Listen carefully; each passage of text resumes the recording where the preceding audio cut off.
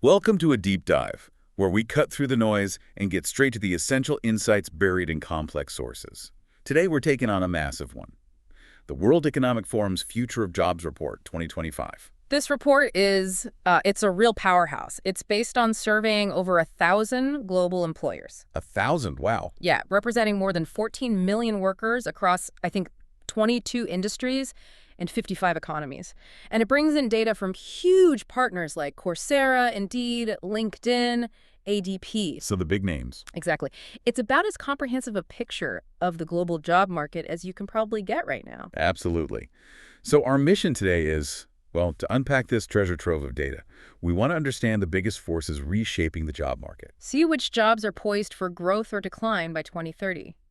Pinpoint the skills that will matter most, and see how employers are actually planning to navigate this future. Ultimately, we want to figure out what all of this means for you, the learner trying to stay ahead in a rapidly changing world. Think of this as your shortcut, maybe, to understanding the key trends shaping the next 5 years of work. Okay, let's dive in. Let's start by looking at the lay of the land. What are the major global trends that employers say will transform their businesses the most by 2030?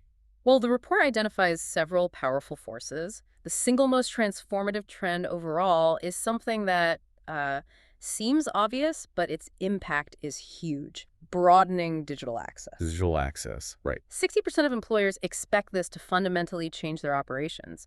And what's fascinating here is that digital access isn't just a trend in itself. It enables other things. Exactly. It's an enabler. It's the foundation that allows so many other technological changes to really, take hold. Right, and speaking of technology, advancements in specific tech areas are expected to be hugely disruptive. Precisely. When asked which specific technologies will be most transformative, AI and information processing top the list. AI, no surprise there. Expected to impact a staggering 86% of businesses. Robotics and automation are also high up there, 58%, and even energy generation, storage, distribution tech comes in at 41%.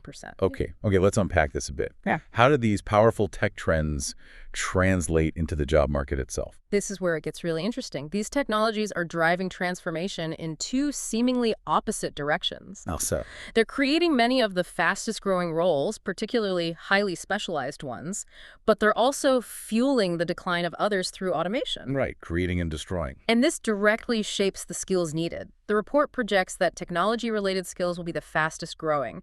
AI and big data skills are number one. Okay.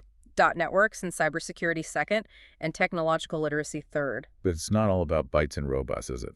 Economic conditions are also a major force. Definitely. The increasing cost of living is ranked as the second most transformative trend overall, expected by 50% of employers. Half of them. That's significant. And general economic slowdown is a concern for 42%. So what does this all mean for jobs? Well, these economic pressures create a mixed outlook. Mixed out. While there's net job growth overall, slower economic conditions are specifically expected to displace around 1.6 million jobs globally. And do these economic pressures influence the skills employers are looking for? Yes, they absolutely do. Navigating economic uncertainty puts a premium on uniquely human skills. Okay, like what? The report highlights increased demand for creative thinking and for resilience, flexibility, and agility. Businesses need people who can adapt quickly, think outside the box when conditions are tough. Makes sense. Shifting gears a bit from economics to the environment, the report puts a significant focus on the green transition. It does. Climate change mitigation, expected by 47% of employers, is the third most transformative trend. And adaptation, at 41%, is also significant. This global push towards sustainability isn't just policy-driven. It's business-driven. It's fundamentally reshaping industries and creating new demand. Yeah. So here's where it gets really interesting again. How does this green push actually show up in specific jobs? Well, it's directly boosting demand for roles like renewable energy engineers, environmental engineers, placing them firmly among the 15 fastest growing jobs globally. So real tangible job growth there. Definitely. And for the first time, environmental stewardship cracks the top 10 fastest growing skills. As a skill itself, not just a job type. Exactly. This shows that green skills aren't just for green jobs anymore. They're becoming increasingly important across many sectors. The report also points to big demographic shifts happening around the world. That's right. There are two main shifts playing out. aging and declining working age populations in higher income economies. Expected by 40% of employers. And then expanding working age populations in lower income economies, expected by about 25%. And these different population dynamics must require different skill sets and types of jobs, I'd imagine. They do. These shifts increase demand for skills centered around people management and development, like talent management, teaching and mentoring, motivation, self-awareness. The softer skills almost. Well, they're crucial skills. And aging populations naturally drive growth in healthcare jobs. Think nurses, social workers, personal care aides. Makes sense. Meanwhile, growing younger populations fuel demand for education roles, particularly higher education teachers. Finally, the report highlights the impact of geoeconomic fragmentation and geopolitical tensions. This feels, well, very relevant right now. It is. These factors are expected to transform about one-third, 34% of businesses. Increased restrictions on trade and investment. Subsidies, industrial policies. All playing a role. And what's fascinating here is how this impacts global supply chains. Employers in regions with significant trade ties to the U.S. and/or China. Which is a lot of regions. Right. They're more likely to plan for both offshoring and reshoring operations simultaneously. It's quite a complex balancing act. And navigating that complexity requires specific skills, I assume. Absolutely. This trend drives demand for security-related job roles and, predictably, networks and cybersecurity skills. Okay. But it also increases the demand for human skills like resilience, flexibility and agility, and leadership and social influence. Those abilities needed to navigate increased uncertainty, complex international relationships, shifting global dynamics. So we've covered the major forces: tech, economics, climate, demographics, geopolitics. Bringing all of that together, what's the overall picture for the global job market by 2030? The big picture is one of significant churn. The report projects that new job creation and displacement will represent a massive 22% of today's formal jobs. 22%. That's nearly a quarter of the global workforce impacted by change in just 5 years. That highlights the scale of the transformation. But is it net growth or decline? It's net growth, thankfully. The report forecasts 170 million jobs created versus 92 million displaced, Okay, so a net increase. resulting in a net increase of 78 million jobs globally. So more jobs will be created than lost, but many existing jobs will disappear and new ones will take their place. A lot of movement. Okay, let's make this concrete. What are the specific jobs the report predicts will grow fastest? Okay, so in terms of percentage growth, the fastest climbers are heavily technology related. Think big data specialists, fintech engineers, Fintech. AI and machine learning specialists, software and applications developers, various security roles, and as we touched on earlier, green transition jobs. Renewable energy engineers and so on. Exactly. Autonomous and electric vehicle specialists, environmental engineers, renewable energy engineers, they're also seeing rapid percentage growth.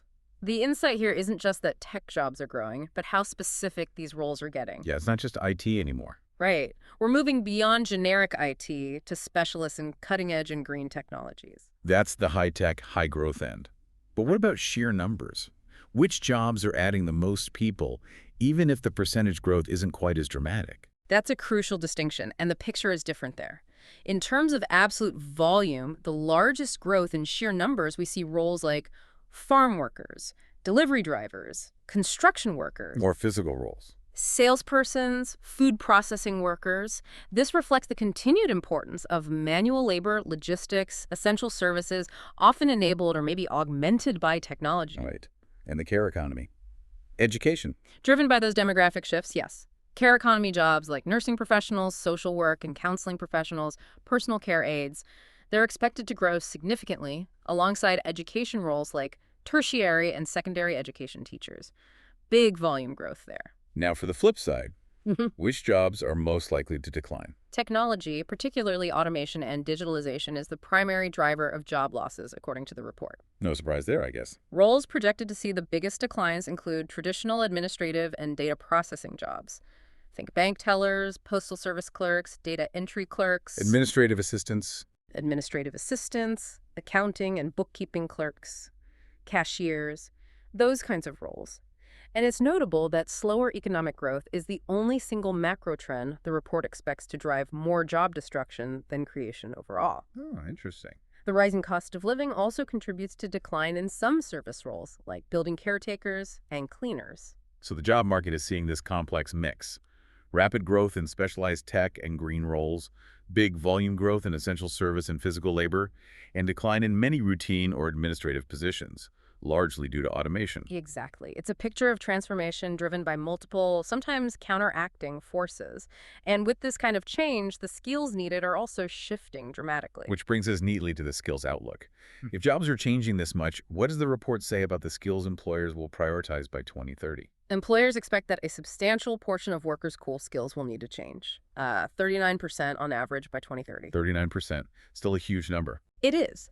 While it's slightly lower than predicted a couple of years ago, it's still massive, indicating significant disruption to the skills landscape. What's fascinating here is how the most important skills are evolving.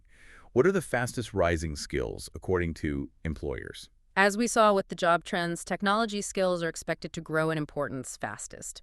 AI and big data skills lead the pack, Okay. followed by networks and cybersecurity and general technological literacy. Okay, that aligns perfectly with the tech trends driving job growth. Yeah. But it's not just tech, right?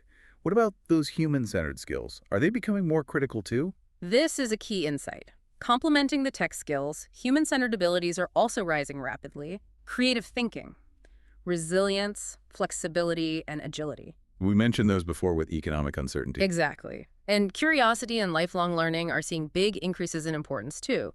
Leadership and social influence, talent management, they've also become more relevant compared to the previous report. So the future isn't just about being tech-savvy. No, it's about blending those skills with core human capabilities. Absolutely. This raises an important question, though. What skills are employers saying will become less important? The report points to anticipated net declines in the importance of skills like, well, reading, writing, and mathematics. Really, basic literacy and numeracy. Net decline in importance, yes.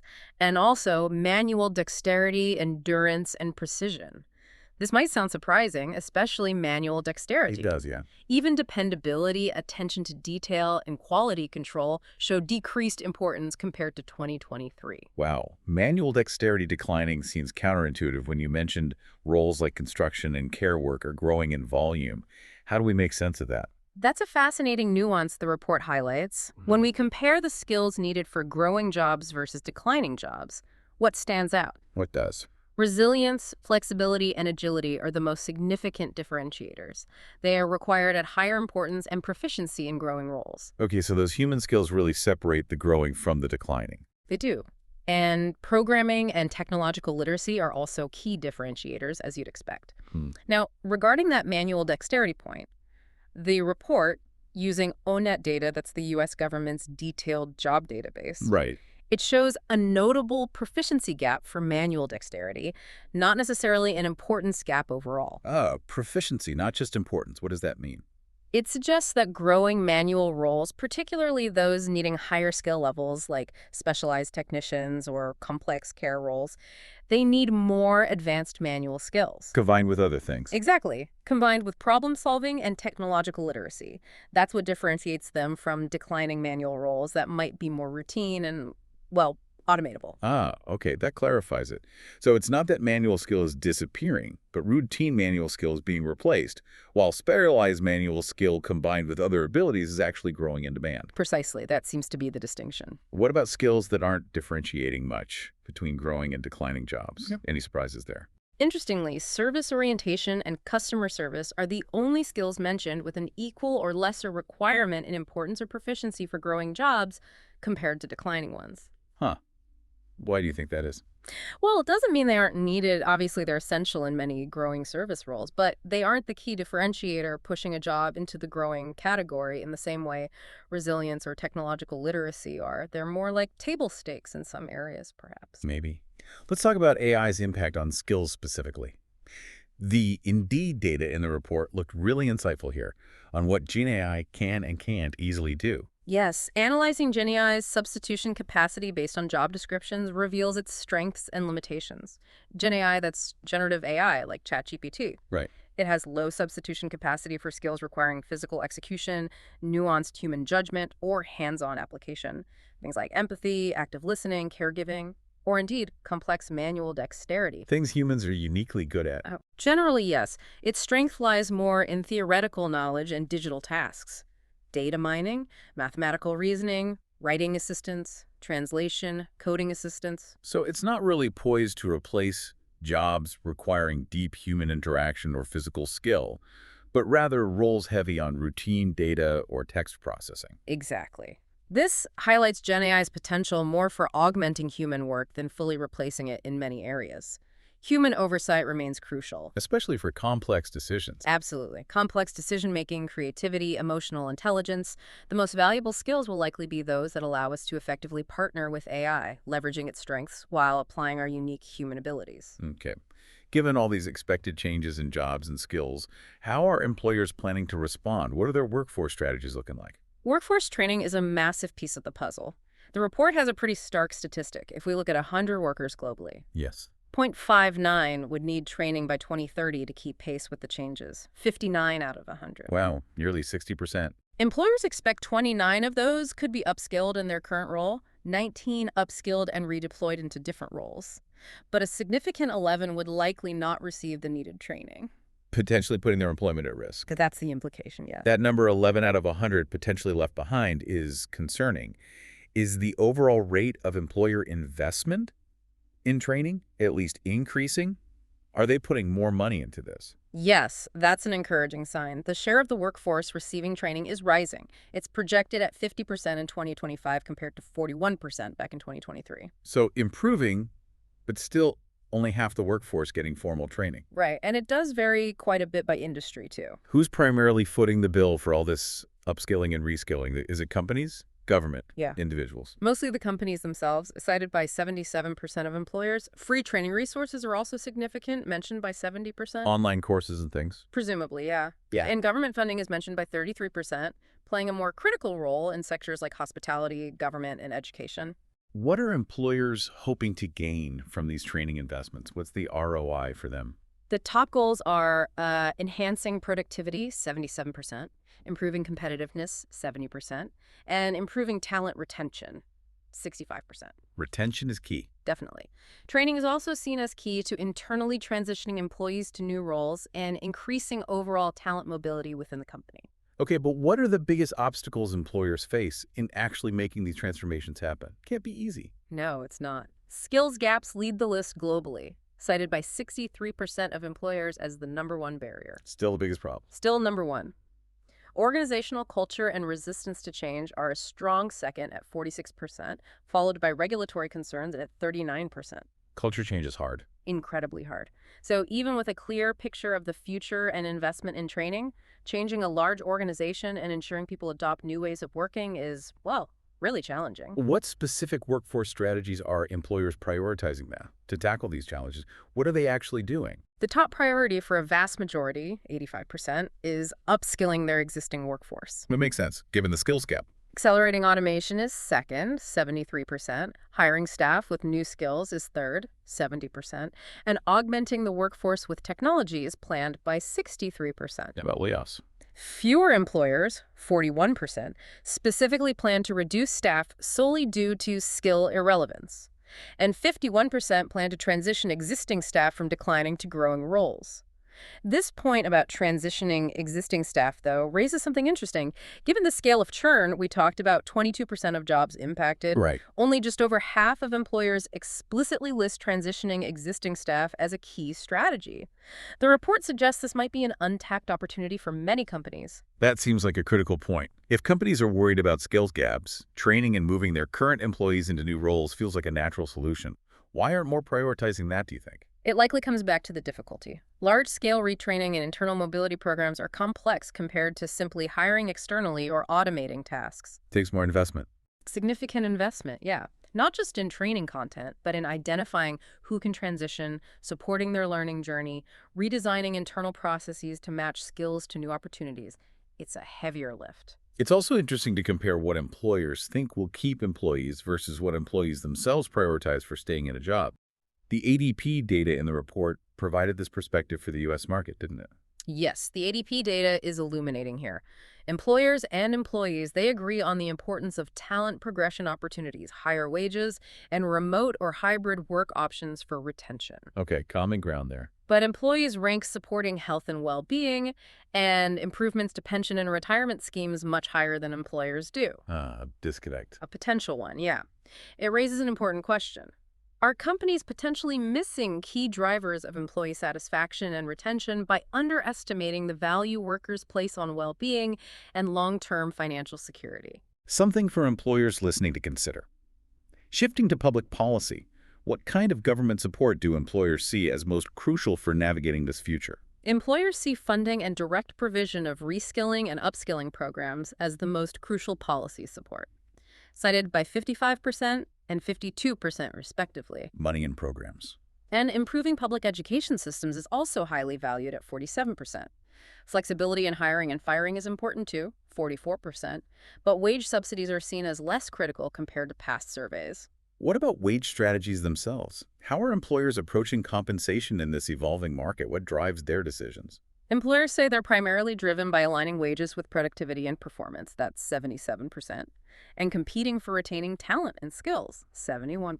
Competition for talent is fierce. Seems so. Yeah. Reducing inequality, 33%, and aligning with regulations, 32%, are less dominant factors in their stated wage strategies, though still significant, of course. And speaking of wages, the ADP data for the U.S. highlighted something specific about wage premiums and experience levels, right? Yes, the ADP data on wage premiums, based on job zones, these are categories reflecting the level of preparation and experience needed for roles. Okay.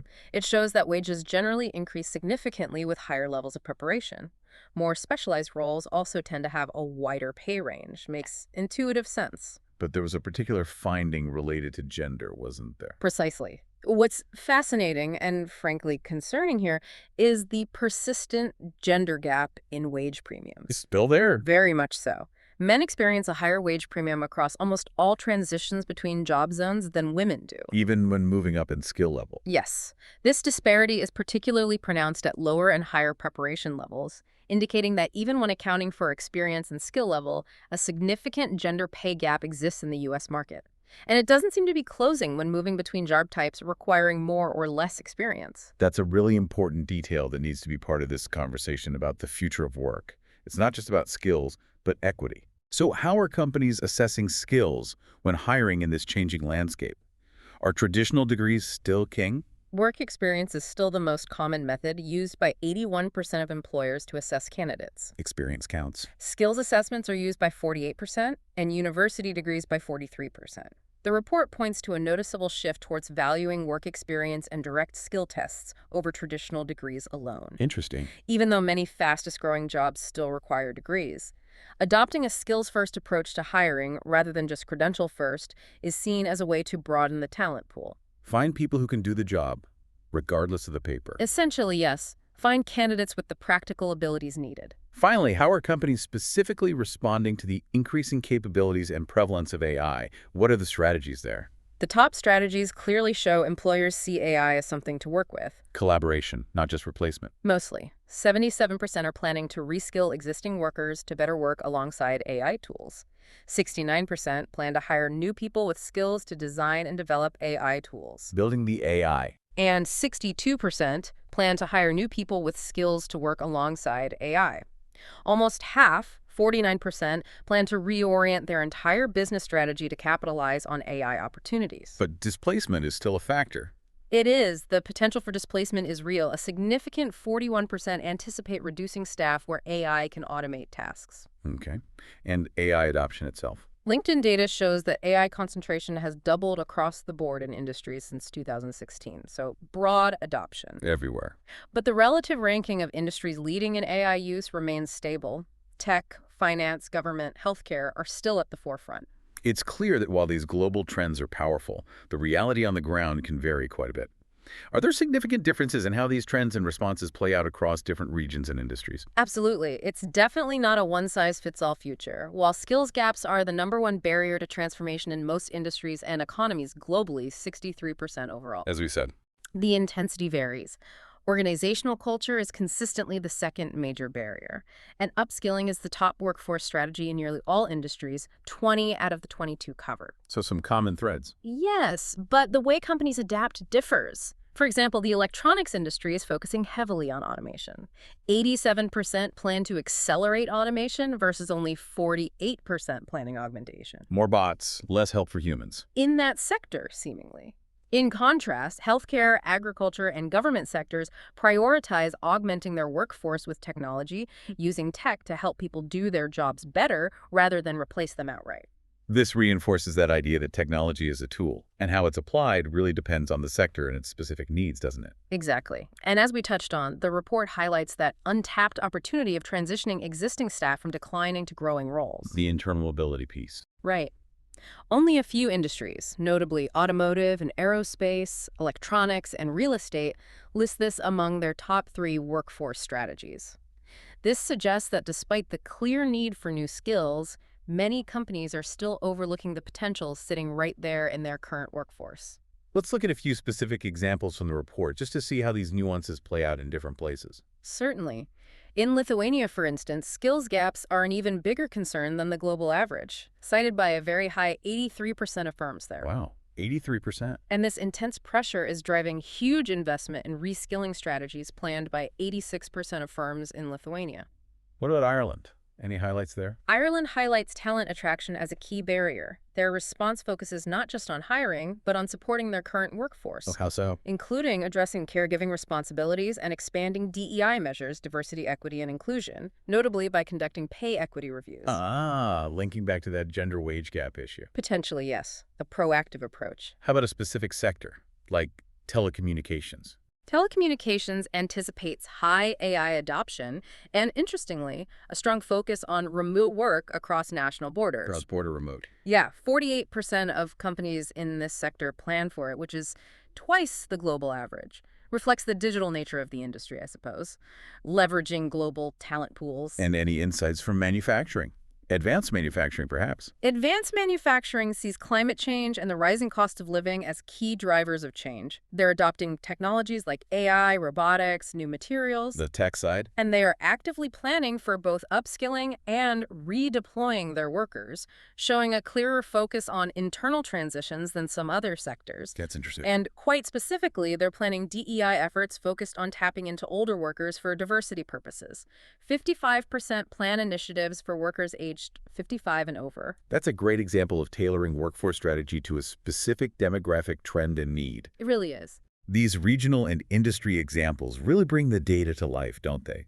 Showing that while the major forces are global, the strategies and challenges are highly contextual. They do. It's a complex, dynamic landscape. But these examples show how different organizations are prioritizing and responding based on their unique circumstances. So we've taken a deep dive into the World Economic Forum's Future of Jobs Report 2025. We've seen a future shaped by powerful, interconnected forces: technology, economic pressures, climate action, demographics, geopolitics. Quite a list. We've explored which jobs are set to grow fastest, both the specialized tech roles and those high-volume essential services, and which are likely to decline due to automation. We've identified the critical skills on the rise. Emphasizing that need to blend technological fluency with essential human-centered abilities like resilience, creativity, curiosity. Exactly. Those uniquely human skills. And we've looked at how employers are planning to respond, highlighting the increasing investment in workforce training, but also the persistent challenge of skills gaps and organizational change. And that potential missed opportunity in not fully leveraging internal talent pipelines for redeployment. What stands out really is the undeniable scale of change ahead, the clear signal that continuous learning isn't optional anymore. No, it's essential. And the need for both individuals and organizations to be proactive and, well, adaptable. Which brings us to a final thought. This raises an important question for you to consider as you navigate your own career path and skill development. Beyond just learning the latest technologies, how can you consciously cultivate those uniquely human skills? Skills like creative thinking, resilience, the ability to learn how to learn. Right. The skills that will truly differentiate you in a world increasingly shaped by AI and automation, and ultimately enable you to thrive in the jobs of the future, whatever shape they take. Something to think about.